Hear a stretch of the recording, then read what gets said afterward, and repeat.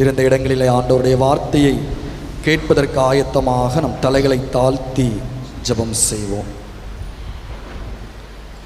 நாவில் வந்திருப்பாயே நசரேயா, நாவில் வந்திருப்பாயே.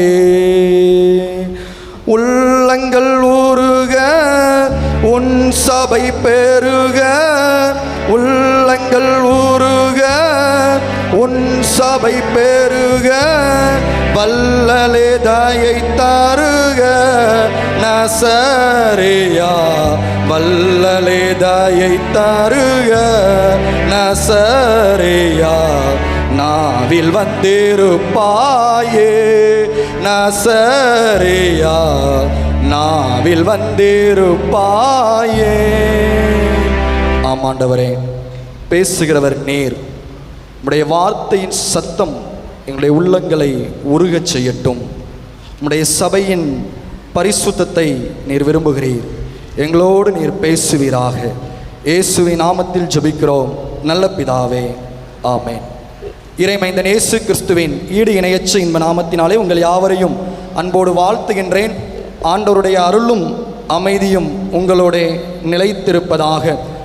கிறிஸ்துவுக்கு அன்பானவர்களே, இந்த லெந்தன நாட்களின் முதல் ஞாயிற்றுக்கிழமையிலே நாம் ஆண்டவருடைய ஆலயத்தில் கூடி வந்திருக்கின்றோம். ஆண்டவருக்கு நன்றி செலுத்துவோம். ஆண்டவர் தாமே நம்மோடு பேசுவாராக. பழைய விளம்பரம் ஒன்று உண்டு. ஒரு வீட்டில் அதிகாலையில் எந்திரிச்சு பல் விளக்கிட்டு இருக்கும் சில வீட்டு கூரையை பிடிச்சிக்கிட்டு உள்ளே இறங்கி வந்து என்ன கேட்பாங்க? என்ன விளம்பரம்? விளம்பரம் ஞாபகம் இருக்கா? வீட்டில் ஒருத்தர் பல் விளக்கிட்டு இருப்பார். கூரையை பிடிச்சிட்டு உள்ள டக்குன்னு வந்து மைக்கெல்லாம் பிடிச்சிக்கிட்டு உங்கள் டூத் பேஸ்டில் உப்பு இருக்கா அப்படின்னு கேட்பார். ஞாபகம் இருக்கா? விளம்பரம், பழைய விளம்பரம்.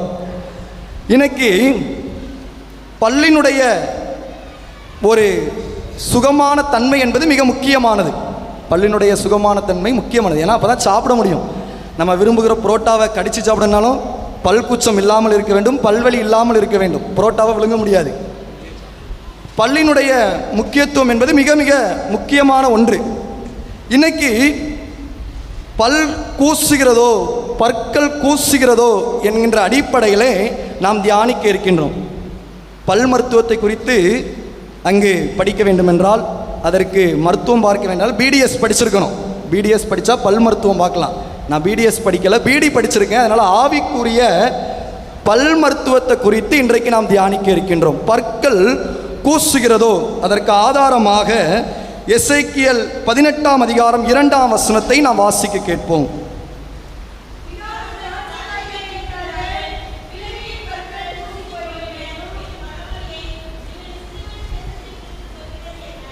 பிதாக்கள் திராட்சை காய்களை தின்றார்கள், பிள்ளைகளின் பற்கள் கூசி போயின என்னும் பழமொழியை நீங்கள் இஸ்ரவேல் தேசத்தை குறித்து சொல்வது என்ன? நான் வாசிக்கிட்ட முதலாம் வேதபாடம் எரேமியா 31ஆம் அதிகாரத்திலே அங்கு 29ஆம் வசனத்திலே பிதாக்கள் திராட்சை காய்களை தின்றார்கள், பிள்ளைகளின் பற்கள் கூசி போயின என்று அந்நாட்களில் சொல்ல மாட்டார்கள். எரேமியா இஸ்ரவேல் ஜனங்கள் சிறையிருப்புக்கு செல்வதற்கு முன்பதாக இந்த காரியத்தை பேசுகின்றார். எசேக்கியேல் இஸ்ரவேல் ஜனங்கள் பாபிலோனிலே அடிமைகளாக இருக்கின்ற பொழுது அவர்களுக்கு இந்த காரியத்தை பேசுகின்றார். இந்த பழமொழி இஸ்ரவேல் தேசத்தை குறித்து சொல்லப்பட்ட ஒரு பழமொழி. என்ன பழமொழி? பிதாக்கள் திராட்சை காய்களை தின்றார்கள், பிள்ளைகளின் பற்கள் கூசி போயின. நம்ம ஒரு புளியங்காயை கடிச்சா யார் பல்லு தான் கூசும்? நம்ம பல்லு தான் கூசும். ஆனால் இங்கு சொல்லப்படுகின்றது இஸ்ரவேல் தேசத்தை குறித்து சொல்லப்பட்ட ஒரு பழமொழி. அங்கு புளியம்பழம் இருந்துதான் தெரியல, திராட்சை காயை கடிச்சா பல்லு கூசும், புளிக்கும். அதை வைத்து இந்த பழமொழி சொல்லப்படுது. இஸ்ரவேல் தேசம் என்பது திராட்சைக்கு பெயர் பெற்ற ஒரு தேசம். ஆகவே அங்குள்ள நடைமுறைகளை வைத்து தான் பழமொழிகள் எழுதப்படுகின்றது. அப்படி ஒரு பழமொழி தான், பிதாக்கள் திராட்சை காய்களை தின்றார்கள், பிள்ளைகளின் பற்கள் கூசி போயின. அப்பாவோ அம்மாவோ திராட்சை காயை கடிச்சா மகளோ அல்லது மகனுடைய பல்லோ கூசி போயின என்ற பழமொழி இஸ்ரவேலிலே சொல்லப்பட்டு வந்தது. என்னது? திராட்சை காய் என்பது பாவத்தை குறிக்கின்றது. அப்பாவோ அல்லது அம்மாவோ பாவம் செய்தால் யாருக்கு தண்டனை என்றால் பிள்ளைகளுக்கு தண்டனை. இது பழைய ஏற்பாட்டிலே சொல்லப்பட்ட ஒன்று. யாத்ராகமத்தின் புஸ்தகம் 20ஆம் அதிகாரம் 5ஆம் வசனத்தில் ஆண்டவர் சொன்னார், பிதாக்களுடைய அக்கிரமத்தை பிள்ளைகளிடத்தில் 3ஆம் 4ஆம் தலைமுறை மட்டும் விசாரிக்கிறவராக இருக்கிறேன்.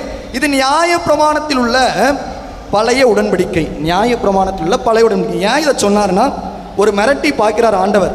நீ தப்பு செஞ்சனா உன்னுடைய சந்ததியை ஒரு 4 தலைமுறை வரைக்கும் நான் விசாரிப்பேன். பழைய உடன்படிக்கை ஒரு மிரட்டுதலின் உடன்படிக்கை. அங்கே ஆண்டவர் மிரட்டி பார்க்கின்றார். ஆனால் இந்த எரேமியா 31ஆம் அதிகாரமும் எசேக்கியேல் 18ஆம் அதிகாரம் பழைய ஏற்பாட்டில் எழுதப்பட்டாலும் அது புதிய ஏற்பாட்டை அடையாளமாக வைத்து சொல்லப்பட்ட தீர்க்க தரிசனங்கள். வாசிக்கிற 1ஆம் திருமறை பகுதியிலும் 2ஆம் திருமறை பகுதியிலும் நாம் ஒப்பிட்டு பார்க்கின்ற பொழுது, இதோ நாட்கள் வரும் என்று கர்த்தர் சொல்கிறார். அது புதிய உடன்படிக்கையை ஏற்படுத்தக்கூடிய நாட்கள். அந்த புதிய உடன்படிக்கை எப்படிப்பட்டதா இருக்கும் என்பதை குறித்து தான் அங்கு ஆண்டவர் இந்த பழமொழியின் வாயிலாக பேசுகிறார். பழைய உடன்படிக்கையின் காலகட்டத்திலே பிதாக்கள் திராட்சை காய்களை தின்றால் பிள்ளைகளுடைய பற்களும் கூசி போகும். ஆனால் புதிய உடன்படிக்கையிலே அப்படி அல்ல. யார் திராட்சை காயை கடிக்கிறார்களோ அவர்களுடைய பற்கள் மாத்திரமே கூசி போகும். அதுதான் இங்கு சொல்லப்படுகிறது. எசேக்கியேல் 18ஆம் அதிகாரம் முழுவதையும் நாம் வாசித்து பார்க்கின்ற பொழுது இதனுடைய சாரம்சத்தை நாம் புரிந்து கொள்ள முடியும். யார் அங்கு திராட்சை காயை கடிக்கிறார்களோ அவர்களுடைய பற்கள் தான் கூசி போகும் என்று ஆண்டவர் அந்த உடன்படிக்கையிலே மாற்றத்தை கொண்டு வருகிறார். அந்த பற்கள் கூசி போகின்ற காரியத்தை குறித்தான் எசேக்கியேல் 18ஆம் அதிகாரத்திலிருந்து நம்ம தியானிக்க போகிறோம். இஸ்ரவேல் தேசத்தில் திராட்சை காய். ஆகவே இந்த பழமொழி, பிதாக்கள் திராட்சை காய்களை தின்றார்கள், பிள்ளைகளின் பற்கள் கூசி போயின என்ற பழமொழி இனி சொல்ல மாட்டார்கள் என்றால் இனி அப்படி நடைபெறாது என்று அர்த்தம். இதற்கு ஒத்த பழமொழியை நம்ம நாட்டுக்கு ஏற்ற மாதிரி சொல்லுங்க பார்ப்போம். இதுக்கு ஒத்த பழமொழி. பழமொழி நிறைய பேசுவோம்ல, தத்துவங்கள் நம்ம நிறைய பேசுவோம். உப்பு தின்னவன் தண்ணி குடிக்கணும், தப்பு செஞ்சவன் தண்டனை அனுபவிக்கணும், வினை விதைத்தவன் திணை விதைத்தவன். 2 பழமொழி நம்ம நாட்டில் இருக்கு. அதுதான் இங்கு இந்த பழமொழியுடைய எதிர்மறையான பதம். பிதாக்கள் திராட்சை காய்களை தின்றார்கள், பிள்ளைகளின் பற்கள் கூசி போகாது. யார் திராட்சை காயை கடிக்கிறார்களோ அவர்களுடைய பற்களை கூசும். யார் உப்பு தின்கிறார்களோ அவர்கள் தான் தண்ணி குடிக்கணும். இன்னொருத்தர் தண்ணி குடிச்சா அவருடைய தவற்றில் போகுமா? போகாது. அதே போல தப்பு செய்தவர்கள் அங்கு தண்டனை பெற்றாக வேண்டும். அதான் அங்கு திருமறையும் நமக்கு வலியுணர்த்தக்கூடிய காரியம். பாவம் செய்கிற ஆத்துமாவே சாகும் என்று எசேக்கியேல் 18ஆம் அதிகாரத்தில் எழுதப்பட்டிருக்கிறது.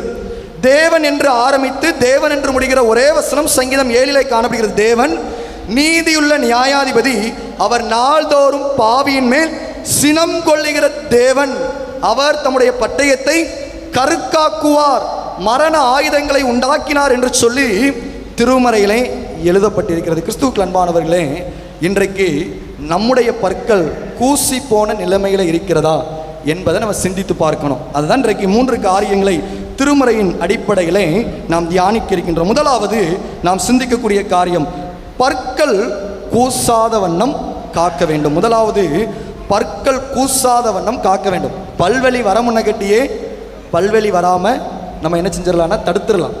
பல்லு கூசுறதுக்கு இதெல்லாம் காரணம், பல்லு கூசுறதுக்கு இதெல்லாம் காரணம் தேவையில்லாததை சாப்பிடுறது, ஒழுங்காக பல் தேய்க்காமல் இருக்குது, வேற இப்படி பல காரணங்கள் நம்முடைய பற்கள் கூசுவதற்கு காரணமாக அமைகின்றது. பல் கூசாமல் இருப்பதற்கு நாம் தினந்தோறும் பல் துலக்குகிறோம். பல் கூசுதல் என்பது ஏதோ மேலோட்டமான ஒரு பிரச்சனை அல்ல. அந்த வேர் பகுதி, பற்களுடைய வேர் பகுதி சிதைகின்றது. அந்த சிதைவு உள்ளே நடைபெறுகின்றது. அதனுடைய வெளிப்பாடு தான் பல்ல வலி, பல்ல கூச்சம். அது பல்லுக்கு மேற்பகுதியில் ஏற்படுகின்ற பிரச்சனை அல்ல, வேறு பகுதியில் ஏற்படுகின்ற பிரச்சனை. அதான் இங்கு பல் மருத்துவர்கள் அங்கு சொல்லுகின்றார்கள். அவ்விதமாக நாம் பார்க்கின்ற பொழுது, அப்போ பல் கூச்சம் ஏற்படாமல் இருக்க வேண்டுமே என்றால் பல்லுடைய வேர் பகுதி அங்கு வலிமையாக இருக்க வேண்டும். பல்லினுடைய வேர் பகுதி வலிமையாக இருக்க வேண்டும் என்றால் பல்லுக்கு பிடிக்காத பொருட்களை நம்ம என்ன செய்யக்கூடாது, சாப்பிடக்கூடாது. பல்லுக்கு பிடிக்காத பொருட்களை, அதிகமான இனிப்பு அதெல்லாம் வாங்கி சாப்பிட்டோம்னா பல்லு என்ன செஞ்சிரும்னா சொத்தை ஆயிரும். சொத்தை ஆகாமல் இருப்பதற்கு நம்ம அதை காக்க வேண்டும். அதற்கென்று பல வழிமுறைகளை பின்பற்றுகிறோம். அவ்விதமாகவே நம்முடைய வாழ்க்கையிலும் நம்முடைய ஆவிக்குரிய வாழ்க்கை கூசி போகாத வண்ணம் காத்து கொள்ள அழைக்கப்படுகின்றோம். வரும் முன் காப்போம். சுருக்கமாக சொல்ல வேண்டும் என்றால், வெள்ளம் வரும் முன் அணையை போட்டுவிட வேண்டும். வெள்ளம் வரும் முன் அணையை போட்டுவிட வேண்டும். அதுதான் இங்கு ஆண்டவர் முதலாவது கற்றுத்தரக்கூடிய காரியம். பற்கள் கூசாமல் நாம் காத்து கொள்ள அழைக்கப்படுகின்றோம். எப்படி நாம் காத்து கொள்ள முடியும்? எது எல்லாம் நம்முடைய இருதயத்தை கூச செய்யுமோ, எது எல்லாம் நம்முடைய சரீரத்தை வீணடிக்குமோ, சீரழிக்குமோ, அதுக்கெல்லாம் நம்ம என்ன செஞ்சிருக்கணும், விலகி இருக்க வேண்டும். பல்லுக்கு ஒன்று பிடிக்கலாம், அதை சாப்பிட மாட்டோம். அதுபோல நம்முடைய ஆவிக்குரிய வாழ்க்கை சீர்குலைக்கின்ற காரியங்களுக்கு நாம் விலகி இருக்க அழைக்கப்படுகின்றோம். இந்த வாசிக எசேக்கியேல் 18ஆம் அதிகாரத்தில் நாம் வாசிக்கின்ற பொழுது முதலாவது ஆண்டவர் அங்கு ஒரு காரியத்தை சொல்கிறார். என்ன காரியத்தை சொல்கிறார்? 5ஆம் வசனத்திலிருந்து நம்ம வாசிப்போம்.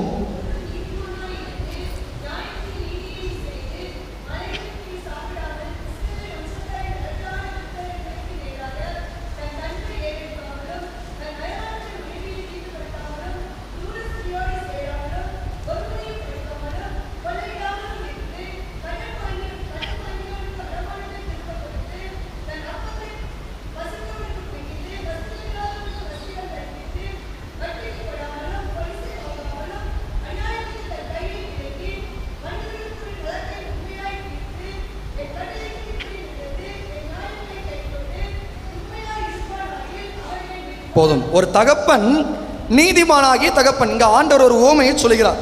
ரொம்ப நீதியா இருக்கிறார், நியாயமாய் இருக்கிறார், ரொம்ப இரக்க குணம் உள்ளவர், அன்புள்ளவர். அவர் நீதிமான், நீதிமானாகிய தகப்பன். இப்போ அவனுக்கு ஒரு குமாரன் பிறக்கிறார். தொடர்ந்து 10ஆம் வசனத்திலிருந்து வாசிப்போம்.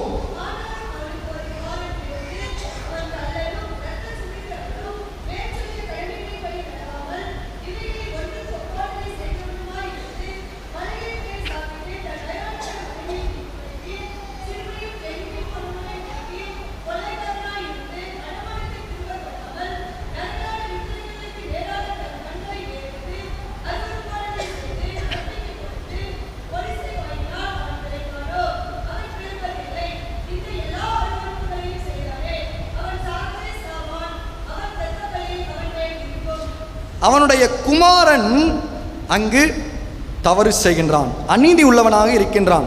இரக்க குணம் அவனிடத்தில் இல்லை, அன்பு செலுத்தக்கூடிய இருதயம் அவனிடத்தில் இல்லை. இப்பொழுது அவனுடைய தகப்பன் நல்ல வழியில் நடந்தான் என்பதற்காக ஆண்டவர் அந்த குமாரன் மீதோ குமாரத்தின் மீதோ இரக்கம் காட்டுவதில்லை. அங்கு சொல்கிறார், அவன் இரத்தப்பழி அவன் மேல் இருக்கும். இது எதை குறிக்கின்றது? திராட்சை காயை தின்ற அந்த குமாரன் பல்கள் கூசிதான் போகும். தவறு செய்த அந்த குமாரன் தண்டிக்கப்பட்டாக வேண்டும். அதுதான் அதற்கு முன்பதாகவே அந்த குமாரன் என்ன செய்ய வேண்டும்? தன்னை காத்து கொள்ள வேண்டும். தகப்பன் சரியாக இருப்பது பிள்ளைகளை காக்காது என்பதை புதிய உடன்படிக்கை நமக்கு மிக தெளிவாக உணர்த்துகின்றது. கிறிஸ்துவுக்குள் அன்பானவர்களே, நாம் ஆசீர்வதிக்கப்பட வேண்டுமே என்றால், நாம் நன்மைகளை பெற்றுக்கொள்ள வேண்டும் என்றால், ஆண்டவருடைய சமூகத்திலே இரக்கத்தை பெற்றுக்கொள்ள வேண்டுமே என்றால், நீங்களும் நானும் என்ன செய்ய வேண்டும்? நம்முடைய பற்கள் கூசி போகாத வண்ணம் நாம் தான் என்ன செய்யணும்? திராட்சை காய் எதெல்லாம் கண்டுபிடிச்சி விலகி இருக்கணும், எதெல்லாம் திராட்சை காய் அப்படின்னு கண்டுபிடிச்சி நம்ம விலகி இருக்க அழைக்கப்படுகின்றோம். கிறிஸ்துவுக்குள் பிரியமானவர்களே, இது ஒவ்வொரு தனிப்பட்ட மனிதனுடைய கடமை. யோபு தன்னுடைய குமாரன் தவறு செய்திருப்பார்கள் என்று சொல்லி அவன் அந்த பலிகளை எல்லாம் செலுத்தல, குமாரரை அழைத்து செய்தான் என்று வேதம் சொல்கின்றது. அவரவருடைய காரியங்களுக்கு அவரவர்தான் பொறுப்பு, அவரவருடைய காரியங்களுக்கு அவரவர்தான் பொறுப்பு. ஆண்டவரிடத்துல நம்ம சாக்கு போக்கு சொல்ல முடியாது. கிறிஸ்துவுக்கு அன்பானவர்கள், முதலாவது நாம் கற்றுக்கொள்ளக்கூடிய காரியம், பற்கள் கூசாத வண்ணம் காத்துக்கொள்ள வேண்டும். ஆதியாகமத்தின் புஸ்தகம் 39ஆம் அதிகாரம் 9ஆம் வசனத்தில் வாசிக்கும் போது, தேவனுக்கு விரோதமாய் பாவம் செய்வது எப்படி என்று யோசேப்பு என்கின்ற ஒரு வாலிபன் தன்னுடைய பல் கூசி போகாத வண்ணம் தன்னை காத்து கொண்டான். வரும் முன்பதாகவே காத்து கொண்டான். நம்ம யோசேப்பினுடைய வாழ்க்கை அநேக முறை தியானித்திருக்கிறோம். வரும் முன்பதாக தன்னை காத்து கொண்டான். நம்ம சுகர் இருக்குன்னு வச்சுக்கிடுவோம், ஆட்டோமேட்டிக்காக என்ன செய்வோம், எனக்கு சுகர் ஃப்ரீ டீ தான் வேணும்னு சொல்லி நம்ம கேட்டு குடிப்போம். ஏன்னா சரீரத்தை பாதித்து விடக்கூடாது. அவ்விதமாக தான் நம் கூடுகின்ற இடங்களிலே பாவத்தை ஏற்படுத்தக்கூடிய திராட்சை காய்கள், அது எப்பேற்பட்டதாக இருந்தாலும் நம்முடைய நண்பர்களிடத்தில் நம்ம அதை வேண்டாம் என்று சொல்லுகின்ற பொழுது நாம் அதை சொல்வதற்கு தயங்கக்கூடாது. எப்படி எனக்கு சுகர் போட்ட டீ வேண்டாம் அப்படின்னு நம்ம தைரியமாக சொல்லுதோமோ, அதுபோல் நம்முடைய சரீரத்தை அசுத்தப்படுத்தக்கூடிய காரியங்கள், பாவத்தை விளைவிக்கக்கூடிய திராட்சை காய்களை வேண்டாம் என்று சொல்வதற்கு நாம் மிகுந்த நாணம் உள்ளவர்களாக, தைரியம் உள்ளவர்களாக யோசேப்பை போல காணப்பட வேண்டும். அவன் தன்னுடைய வாழ்க்கை கூசி போகாத வண்ணம் காத்து கொண்டான். அது போத்திபாருடைய மனைவியாக இருக்கலாம், தான் சிறைச்சாலையில் தள்ளப்படுவோம் என்ற நிலைமை ஏற்படலாம். ஆனால் அப்பேற்பட்ட சூழ்நிலையிலும் யோசேப்பு தன்னை காத்து கொண்டான். திராட்சை காயை அவன் கடிக்கவில்லை. ஆகவே அவனுடைய வாழ்க்கை கூசி போகவில்லை. அந்த திராட்சை காயை கொடுத்தது யார்? அவனுக்கு அதிகாரியாக இருக்கக்கூடிய ஒருவனுடைய மனைவி. அவனுக்கு கீழாக இவன் பணியாற்றக்கூடியவன், அந்த மனைவிக்கு கீழாக இவன் கீழ்ப்படியக்கூடியவன். ஆனால் அப்படிப்பட்ட ஸ்தானத்திலும் இருந்து அவள் திராட்சை காய் என்னும் அந்த பாவத்தை கொடுத்த பொழுது, வேசித்தனம் என்னும் பாவத்தை கொடுத்த பொழுது அவளிடத்தில் யோசேப்பு சொன்ன காரியம், தேவனுக்கு விரோதமாக நான் பாவம் செய்வது எப்படி, எனக்கு அந்த திராட்சை காய் வேண்டாம் என்று சொல்லி அவன் ஒதுங்கி கொண்டான், விலக்கி கொண்டான் என்பதை நாம் அறிந்து கொள்ள அழைக்கப்படுகின்றோம். கிறிஸ்துவுக்குள் அன்பானவர்களே, பல் கூசுவதற்கு முன்பதாகவே நாம் நாணமுடன் யோசேப்பை போல் நடக்க வேண்டும். இரண்டாவது, எசேக்கியேல் 18ஆம் அதிகாரம் 19ஆம் வசனத்திலிருந்து நாம் பார்க்கின்ற பொழுது, இரண்டாவது நாம் கற்றுக்கொள்கின்ற காரியம், நம் பற்கள் கூசுவதற்கு வேறு யாரையும் காரணம் சொல்லக்கூடாது. என்னுடைய பல் கூசுகின்றதை என்றால் அது என்னுடைய தவறு. நான் என்னுடைய பல்லை சரியாக கவனிக்கவில்லை, ஒழுங்காக காலையில் எழுந்திரிச்சு பல்லை துளக்கவில்லை, அல்லது பல்லுக்கு எதெல்லாம் பிடிக்காதோ அதெல்லாம் நான் வாங்கி வாங்கி வாங்கி சாப்பிட்டு இருக்கிறேன். இப்பொழுது என்னுடைய பல் கூசிவிட்டது. இதற்கு காரணமாக நம்ம மற்ற யாரையும் சொல்ல முடியாது. என்னுடைய பல் கூசினது என்றால் அதற்கு யார் தான் காரணம்? நான் தான் காரணம். சாக்லேட் எல்லாம் நம்ம வாங்கி சாப்பிட்டுட்டு சாக்லேட் கம்பெனி கடைக்காரன் தான் என் பல்ல கூச செஞ்சுட்டான் அப்படின்னு நம்ம சொல்ல முடியாது. அதுபோல் மதுபான கடைக்காரன் தான், மதுபானத்தை தயாரிக்கிறவன் தான், அரசாங்கம் தான் கடையை திறந்து என் குடும்பத்தை சீரழிச்சிட்டு அப்படின்னு சொல்லி நாம் மற்றவர்கள் மீது பழி சுமத்த முடியாது. மது உடலுக்கு கேடு என்பதை அதே அரசாங்கம் தான் விளம்பரம் செய்து, அதே மதுபாட்டில் தான் விளம்பரம் செய்து. ஆகவே நம்முடைய தவறுக்கு, நம்முடைய குற்றத்திற்கு நாம் வேறு யார் மீதும் பழி போட முடியாது. இப்பொழுது எசேக்கியேல் 18ஆம் அதிகாரத்தில் ஆண்டவர் இரண்டாவது உவமையை சொல்லுகின்றார். என்ன உவமையை சொல்லுகின்றார் என்றால், வாசிப்போம் 14ஆம் வசனத்திலிருந்து.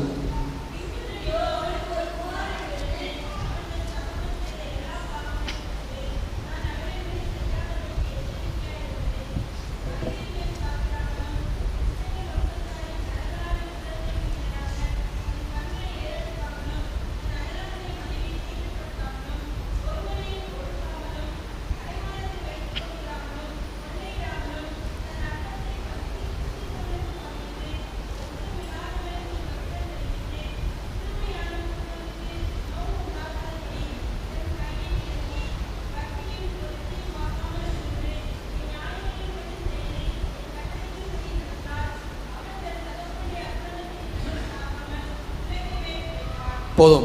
முதலாவது நம்ம பார்த்த காரியம், நீதிமானாகிய தகப்பன் துன்மார்க்கனாகிய மகன் என்கின்ற உவமை.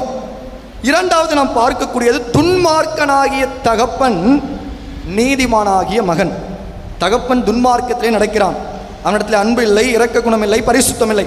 அல்ல, அவனுக்கு பிறக்கக்கூடிய மகனோ இந்த குடும்பத்தில் தான் பிறந்தவன் என்று சொல்லக்கூடிய அளவிற்கு இல்லாமல் வித்தியாசமாக வாழ்கின்றான், நீதிமானாக இருக்கின்றான், பரிசுத்தமாக இருக்கின்றான். இப்பொழுது அவன் தகப்பன் செய்த பாவத்தின் நிமித்தமாக இவன் தண்டிக்கப்படுவதில்லை, இவனுடைய நீதிமானுடைய வாழ்க்கை நிமித்தமாக இவன் பிழைக்கின்றான், ஆசீர்வதிக்கப்படுகின்றான். ஆகவேதான் இங்கு மகன் அங்கு யாரையும் காரணம் சொல்ல முடியாது. என்னுடைய தகப்பன் பாவம் தான் என்னுடைய அழிவிற்கு காரணம் என்று சொல்ல முடியாது. அல்லது என்னுடைய ஆசீர்வாதத்துக்கு காரணம் என்னுடைய தகப்பன் தான் என்பதையும் அங்கு சொல்ல முடியாது. அவை கிறிஸ்துவுக்குள் அன்பானவர்களே, நாம் யார் மீதும் காரணத்தை என்ன செய்ய முடியாதுன்னா போட முடியாது. நம்ம யார் மீதும் காரணத்தை போட முடியாது என்பதிலே மிக கவனம் உள்ளவர்களாக, நாணம் உள்ளவர்களாக நாம் நடந்து கொள்ள அழைக்கப்படுகின்றோம். ஆகவே நீங்களும் நானும் செய்கின்ற அது எப்பேற்பட்ட பாவமாக இருக்கலாம், அநீதியாக இருக்கலாம், கொடூரமான காரியங்களாக இருக்கலாம், அதற்கு காரணம் நாம் தான். நாம் தீர்மானிக்காமல் எந்த ஒரு தவறையும் நாம் செய்ய மாட்டோம். யார் நம்மை வற்புறுத்தினாலும் முடிவெடுக்கக்கூடியது நம்முடைய கரங்களிலே இருக்கிறது. ஆகவே நம்முடைய தவறுக்கு நீங்களும் நானும் காரணம் என்பதை நாம் அறிந்து கொள்ள வேண்டும். அதான் இங்கு இரண்டாவது நாம் கற்றுக்கொள்ளக்கூடிய காரியம். நம்முடைய பற்கள் கூசி போவதற்கு நாம் யாரையும் காரணம் சொல்லக்கூடாது. ஆதியாகமத்தின் புஸ்தகம் 3ஆம் அதிகாரத்தில் ஆதாம் ஏவாளுடைய பல் கூசி போனது. நடுவில் இருந்த மரத்தினுடைய கனியை புசித்து அவர்களுடைய பல் கூசி போனது, அவருடைய வாழ்க்கை கூசி போனது. அதை குறித்து நாம் கடந்த தியானத்திலே மிக தெளிவாக நாம் தியானித்தோம். கிறிஸ்துவுக்குள் அன்பானவர்களே, இப்பொழுது ஆண்டவர் வருகிறார், விசாரிக்கிறார். அப்போ என்ன சொல்லணும்? ஆதாம் ஏவாளும் நாங்கள் தான் ஆண்டவரே தப்பு செஞ்சுட்டு சொல்லணும். என்ன செய்கிறார்கள்? அங்கு மிக தெளிவாக அங்கு கொடுக்கப்பட்டிருக்கிறது. ஆதியாகமத்தின் புஸ்தகம் 3ஆம் அதிகாரம் ஆதாம்ல ஆண்டவர் கேட்கிறார், விலக்கின விருட்சத்தின் கனியை புசித்தாயோ என்று கேட்கின்ற பொழுது ஆண்டவர் கேட்டது புசித்தாயா? ஆம் ஆண்டவரே. இல்லை ஆண்டவரே. தப்பு செஞ்சியா? ஆமா தப்பு செஞ்சேன். இல்லைன்னா இல்லை. ஆனால் அவன் சொல்லக்கூடிய காரியம் என்ன? 12ஆம் வசனம்.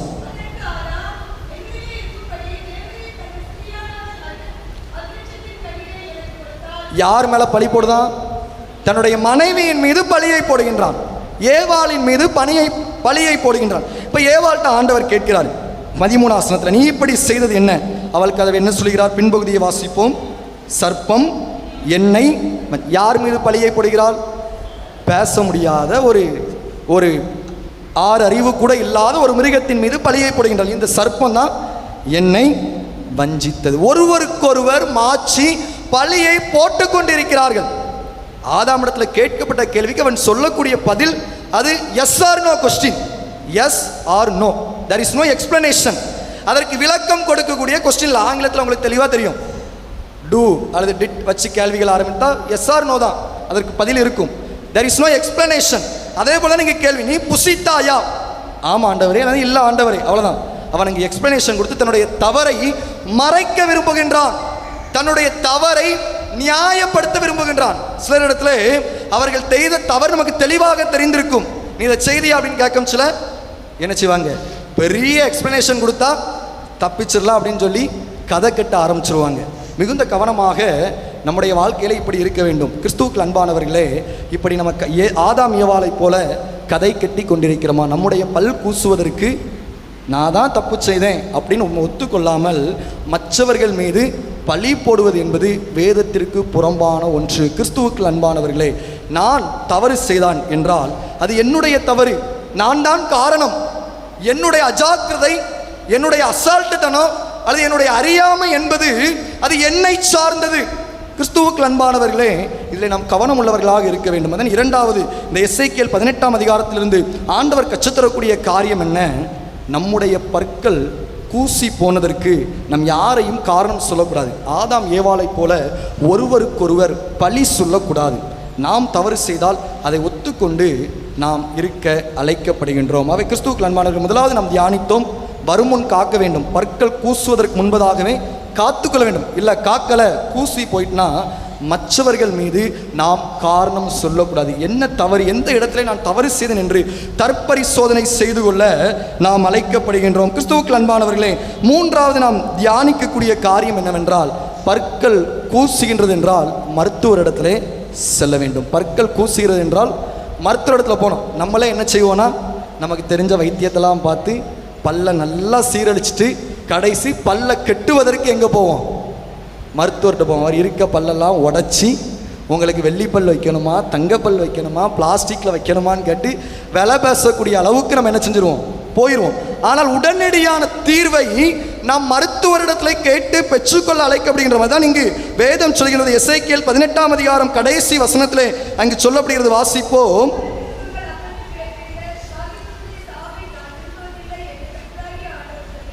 இவ்வளவு கடினமாக ஆண்டவர் பாவம் செய்கிற ஆத்துமா சாகும் என்று சொன்னாலும் அவர் கொடுக்கிற வாக்குத்தத்தம் என்ன? மனம் திரும்புங்கள், அப்பொழுது பிழைப்பீர்கள். சாகிறனுடைய சாவை நான் விரும்புகிறேன். அதுதான் ஞாயிற்றுக்கிழமை ஆராதனையில் துன்மார்க்கன் தான் செய்த துன்மார்க்கத்தை விட்டு விலகி நீதியும் நியாயத்தையும் செய்வானையில் அவன் தன் ஆத்துமாவை பிழைக்க பண்ணுவான். ஆண்டவர் ஒருவருடைய அழிவையும் விரும்புவதில்லை, சாகிறவனுடைய சாவை விரும்புவதில்லை. பாவம் செய்கிற ஆத்துமா சாவதை ஆண்டவர் விரும்புவதில்லை.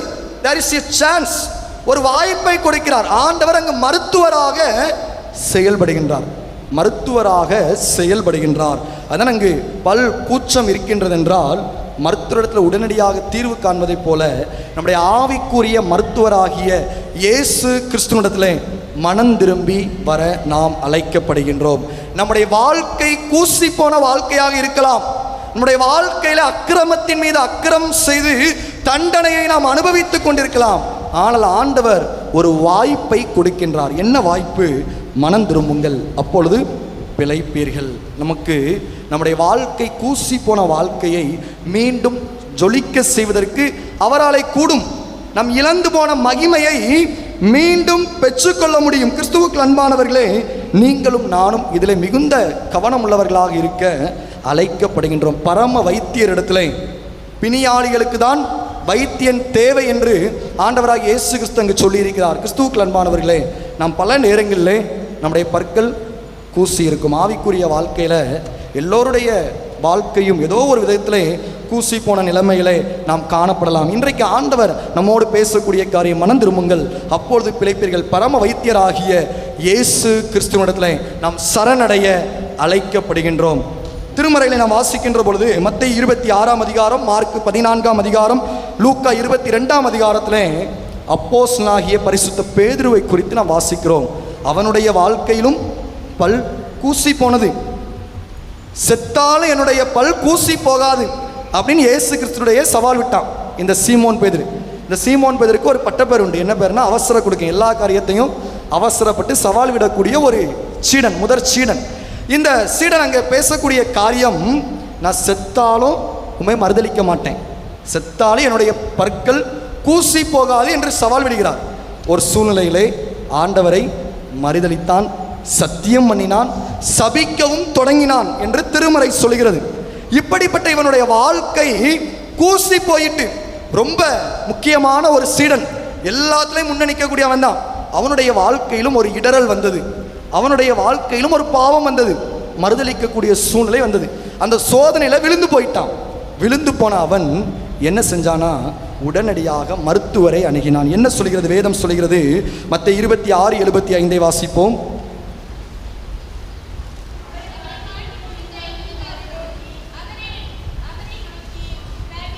மத்தேயு 26:75.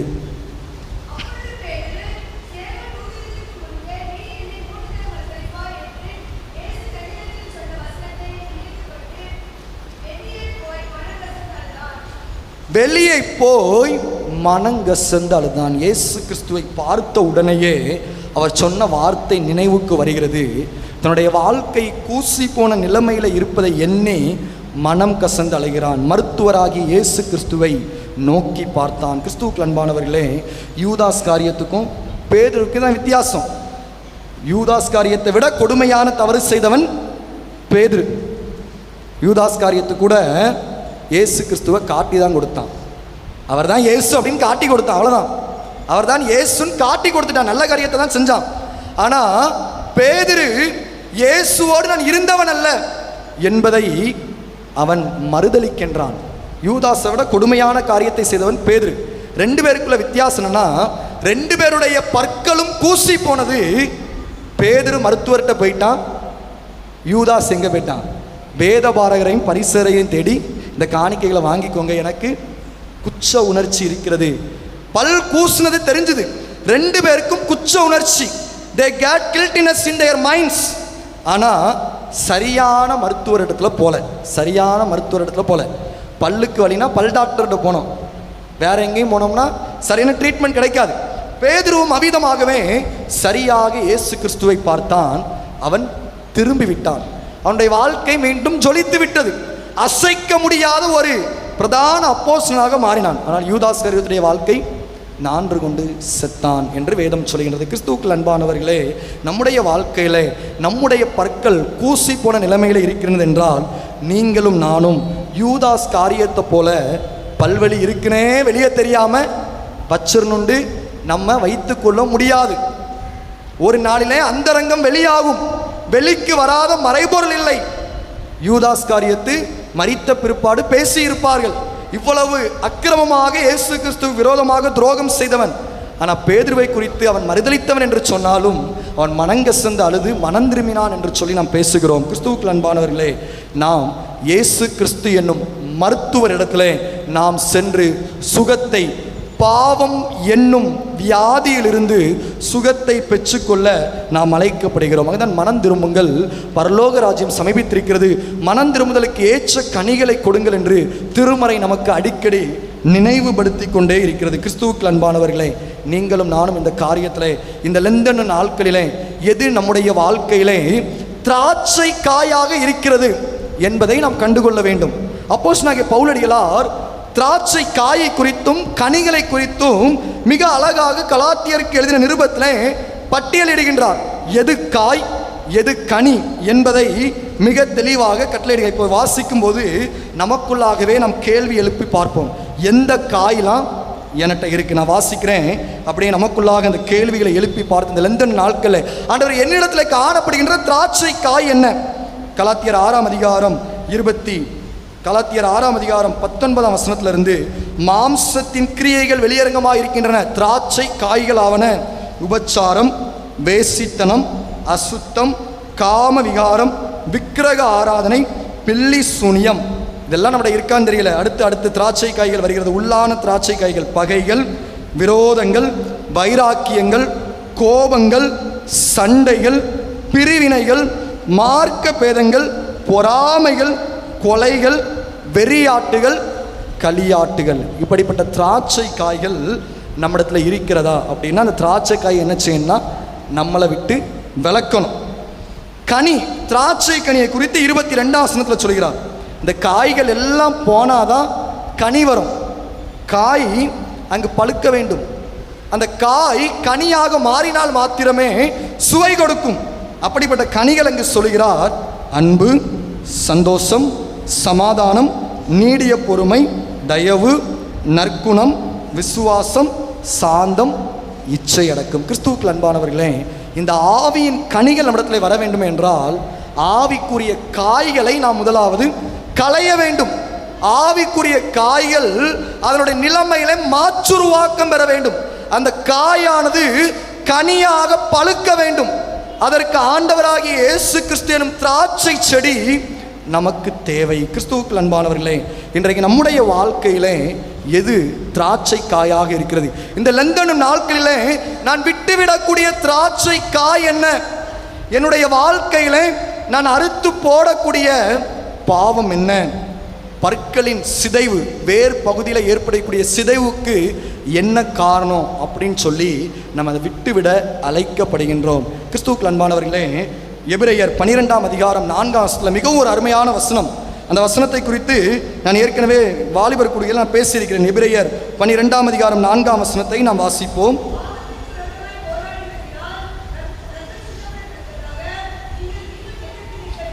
பாவத்திற்கு விரோதமாக போராடுகிறதில் இரத்தம் சிந்தத்தக்கதாக நீங்கள் இன்னும் எதிர்த்து. யாராவது இந்த தப்பை செய்யக்கூடாதுன்னு ரத்தம் சிந்திருக்கீங்களா? இந்த தவறை நான் செய்யக்கூடாது அப்படின்ட்டு அடியாட்டு வாங்கியிருக்கீங்களா? இந்த தப்பை நான் செஞ்சால் அடி விழும், அல்லது இந்த ஃப்ரெண்ட்ஷிப் எனக்கு பேரும், இல்லைன்னா என்னை அடித்து காயப்படுத்தி ரத்தம் வந்துடும் அப்படின்ட்டு தவறை நம்ம செய்யாமல் இருந்திருக்கோமா?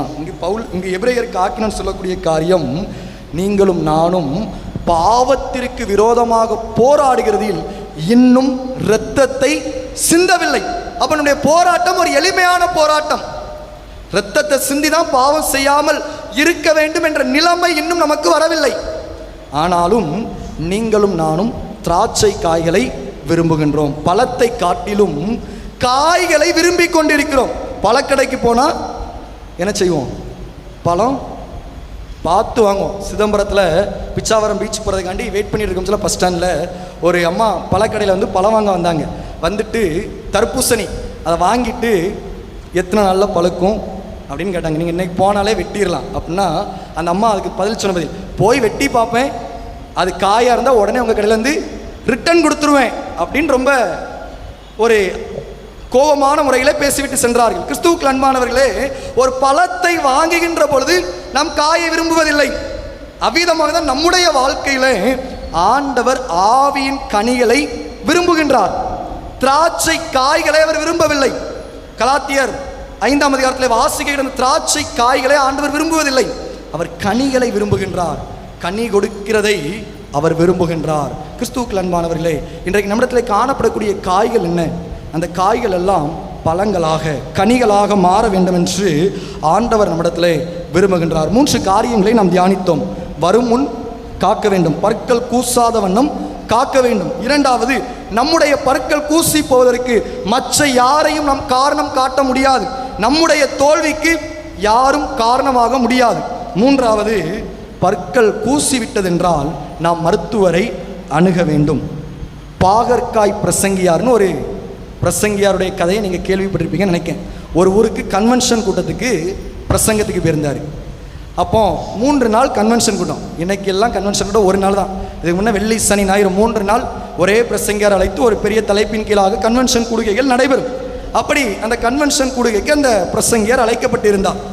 ஒரு நல்ல முதிர்ச்சி பெற்ற ஒரு ஊழியர்.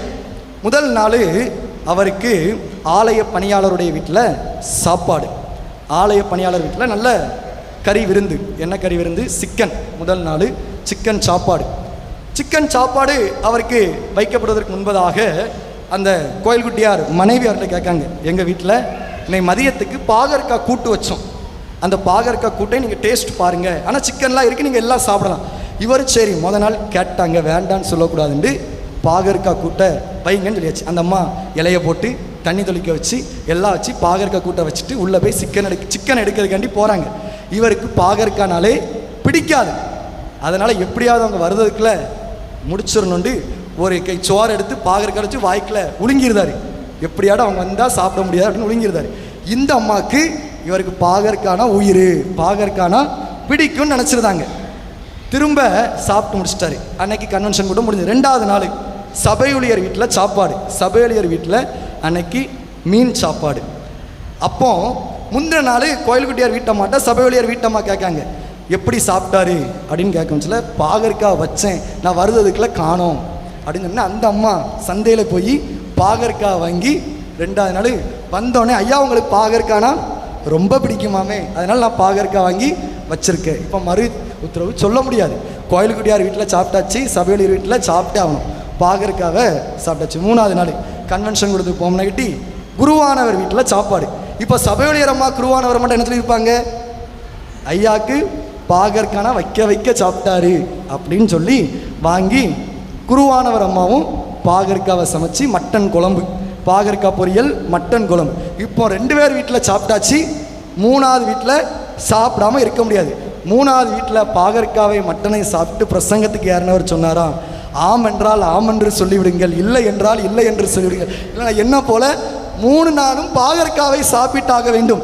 எங்கு எஸ் சொல்ல வேண்டுமோ அங்கு எஸ் சொல்லிவிடுங்கள், எங்கு நோ சொல்ல வேண்டுமோ அங்கு தைரியமாக இல்லை, முடியாது, நோ என்று சொல்லிவிடுங்கள் என்பதை தன்னுடைய பிரசங்கித்த ஆரம்பித்த பொழுது தன்னுடைய வாழ்க்கையில் நடைபெற்ற சம்பவத்தை வச்சு சொன்னார். கிறிஸ்துவுக்கு அன்பானவர்களே, பல நேரங்களில் பாவம் என்கின்ற பாகற்காயில், பாவம் என்கின்ற திராட்சை காயில நண்பர்களுக்கு நோ சொல்ல முடியாம, குடும்பத்தின் உறுப்பினர்களுக்கு நோ சொல்ல முடியாம, நம்முடைய மனதின் ஆசைகளுக்கு நோ சொல்ல முடியாம நம்ம பாவத்தில் விழுந்து விடுகிறோம்.